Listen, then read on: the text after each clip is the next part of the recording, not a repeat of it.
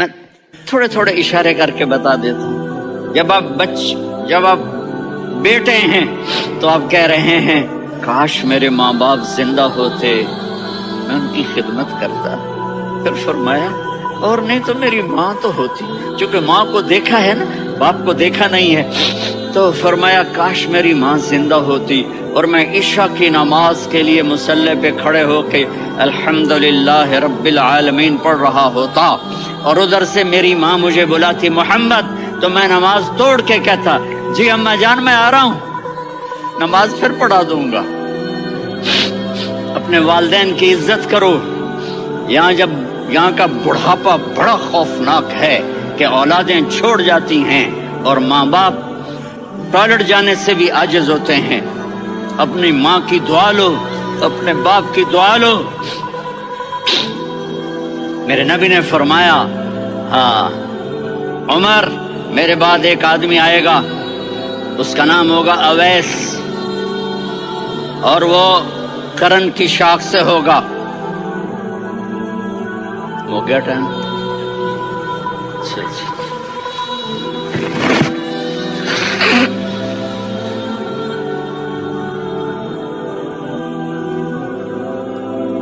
اس سے دعا کرانا، علی آپ بھی، عمر آپ بھی. یا رسول اللہ کس لیے؟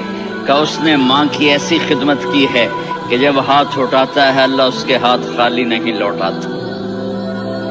حضرت عمر رضی اللہ تعالی عنہ نے حج کے موسم پر سارے حاجی کھڑے کر لیے، کہا بھائی یمن والے کھڑے رہو باقی بیٹھ جاؤ. تو بیٹھ گئے. پھر فرمایا کہ یمن والے بیٹھ جاؤ، قرن والے کھڑے رہ جاؤ. تو ایک آدمی کھڑا رہا. کہا تم قرنی ہو؟ کہا جی ہاں. اویس کو جانتے ہو؟ جی میرے بھائی کا بیٹا ہے لیکن تھوڑا پاگل سا ہے، آپ کیوں پوچھ رہے ہیں؟ حضرت عمر نے فرمایا وہ نہیں، تو پاگل ہے. کدھر ہے؟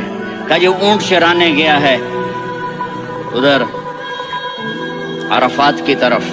تو آپ نے حضرت علی کو ساتھ لیا اور دوڑ لگائی سواری پر. دیکھا تو اویس کرنی ایک کیکر کے نیچے نماز پڑھ رہے تھے اور اونٹ چر رہے تھے. تو جب انہوں نے دیکھا کہ دو آدمی آ کے بیٹھ گئے تو انہوں نے نماز شارٹ کٹ کر دی. تو حضرت عمر نے پوچھا کون ہو بھائی؟ کہا جی میں مزدور ہوں. کہا تیرا نام کیا ہے؟ کہا جی اللہ کا بندہ. کہا رے بھائی تیری ماں نے تیرا نام کیا رکھا ہے؟ اس نے تو نہ حضرت عمر کو دیکھا تھا نہ علی کو. وہ کہنے لگا بھائی تم کون لوگ ہو میرا انٹرویو کرنے والے؟ یہ تو میں اپنی زبان میں کہہ رہا ہوں. تو حضرت علی بولے کہ بھائی یہ ہیں امیر المومنین عمر بن خطاب اور میں ہوں علی بن ابی طالب. تو وہ ایسے کانپنے لگے. میں معافی چاہتا ہوں، میں پہلی دفعہ آیا ہوں، میں نے آپ کو دیکھا نہیں. فرمائیے آپ. حضرت عمر نے کہا ہاتھ اٹھا ہمارے لیے دعا کر. تو وہ رونے لگی. آپ نبی کے صحابی، میں عاجز مسکین، میں دعا کروں؟ میری اوقات ہے میں دعا کروں؟ کہاں؟ ہمیں ہمارے نبی نے فرمایا تھا اویس آئے تو دعا کروانی ہے. عمر اور علی جیسی ہستیوں کو دعا کے لیے کہا جا رہا ہے. پیچھے تہجد ہے؟ نہیں. جہاد ہے؟ نہیں. علم ہے؟ نہیں. نماز ہے؟ نہیں. روزہ ہے؟ نہیں. زکوٰۃ ہے؟ نہیں. خیرات ہے؟ نہیں. کیا ہے؟ ماں کی خدمت، ماں کی خدمت، ماں کی خدمت. میرے نبی نے فرمایا لوگ جنت میں چلیں گے، اویس چلے گا. جب گیٹ پر پہنچے گا تو اللہ کہیں گے اویس کو پیچھے ہٹا دو، باقی اندر چلے جاؤ. تو اویس کرنے ڈر جائیں گے کہ یا اللہ جنت کے دروازے پر مجھے پیچھے ہٹا دیا. تو اللہ کہیں گے پیچھے دیکھو، ویسے پیچھے مڑ کے دیکھیں گے تو لوگوں کا مجمع ہوگا جو جہنم میں جا رہے ہوں گے، ایمان والے، گنہگار مسلمان. تو میرا اللہ کہے گا اویس اپنی انگلی کو پھیرتا جا، جس پر تیری انگلی پڑے گی تیری تو فیل سب کو جنت میں ڈال دوں گا. یہ ماں ہے، صرف ڈالر ہی سب کچھ نہیں ہے، یہ ماں ہے. میرے نبی نے فرمایا اب تیرا باپ تیری جنت کا سب سے بڑا دروازہ ہے. اگر تو نے باپ کو ناراض کر کے موت پائی تو تیرے لیے جنت کا دروازہ کھل نہ سکے گا. یہ باپ کا مقام ہے. پھر آپ نے 11 شادیاں کی. کیوں کی؟ سنو حدیث، ما تزوجت وما زوجت الا بوحی من السماء نزل به جبریل. کہ میرے ساتھیوں سنو، اللہ کی قسم میں نے کوئی شادی اپنی مرضی سے نہیں کی، میرے اللہ نے فرمایا یہاں کرو، میں نے کی۔ میں نے اپنی بیٹی وہاں دی جہاں میرے اللہ نے فرمایا۔ تو اتنی شادیاں کیوں کی ہیں؟ ہمیں گھر کی زندگی سمجھانے کے لیے۔ میری بات غور سے سنو، دنیا کا سب سے بڑا رشتہ خاوند اور بیوی ہے، سب سے مقدس رشتہ ماں باپ ہے، لیکن سب سے بڑا رشتہ خاوند اور بیوی ہے۔ جب یہ ٹوٹ جاتا ہے تو پوری نسل برباد ہو جاتی ہے۔ اس لیے آپ نے زندگی گزار کے دکھائی۔ آپ گھر میں جھاڑو دے رہے ہیں، آپ آٹا گوندھ رہے ہیں، آپ حضرت عائشہ کو لقمے بنا کے کھلا رہے ہیں، اور حضرت عائشہ کی دلداری کے لیے فرما رہے ہیں عائشہ، سننا حدیث طبرانی کی، عائشہ انہو لیہون علی الموت ان اریتک زوجتی فی الجنہ۔ عائشہ مجھے جب سے پتا چلا ہے نا کہ تو جنت میں میری بیوی ہے تو مجھے تو مرنے کا شوق لگ گیا ہے۔ اللہ کی قسم ہمیں سکھانے کے لیے تھا۔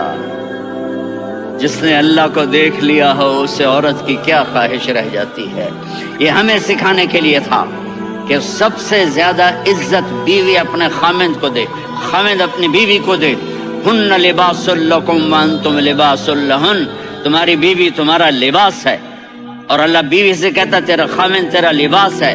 آپ نے 11 گھروں کو کس طرح آباد کیا، کس محبت سے کیا کہ 2 مہینے چولہا نہیں جلتا اور کسی کی زبان پر شکایت نہیں۔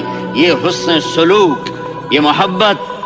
ہاں، حضرت عائشہ کی عمر تھوڑی تھی، جہاد کے سفر سے واپسی ہو رہی، تو آپ نے صحابہ سے کہا بھائی چلے جاؤ، سارے آگے چلے گئے، تو صرف آپ دونوں رہ گئے۔ تو آپ نے کہا عائشہ دوڑ لگائیں۔ سبحان اللہ، حضرت ہم عائشہ نے نہیں کہا، میرے نے کہا عائشہ دوڑ لگائیں، کجے لگائیں؟ تو کہنے لگے ہمیں دوڑ لگائی، تو کہنے لگے میں آگے نکل گئی، آپ پیچھے رہ گئے۔ چند سال گزرے تو پھر ہم جہاد کے سفر سے آ رہے تھے، تو آپ نے کہا صحابہ سے جاؤ بھی چلے جاؤ، آگے آگے آگے آگے، وہ غائب ہو گئے۔ پھر آپ نے کہا عائشہ دوڑ لگائیں، تو میں نے کہا جی لگائیں۔ تو ان دنوں ذرا میں موٹی ہو گئی تھی، تو جب دوڑ لگی تو میرے نبی آگے نکل گئے، میں پیچھے رہ گئی۔ تو ہم نے کہا ہاذہ بتلک، عائشہ تو میں اب برابر ہو گئے، ایک دوڑ تم نے جیتی، ایک دوڑ میں نے جیتی۔ یہ ہمیں گھر کی زندگی سکھانے کے لیے تھا کہ گھر میں بیوی کے ساتھ کیسا ہونا چاہیے۔ اور عورتوں کے لیے کہا اگر میری شریعت میں سجدہ ہوتا تو میں بیوی سے کہتا اپنے خاوند کو سجدہ کرے، تاکہ ایک نسل تیار ہو، بیلنس زندگی گزارو۔ میں نے کل بھی کہا تھا، آج بھی کہہ رہا ہوں، امبیلنس لائف ہماری اولاد کو تباہ کر رہی ہے۔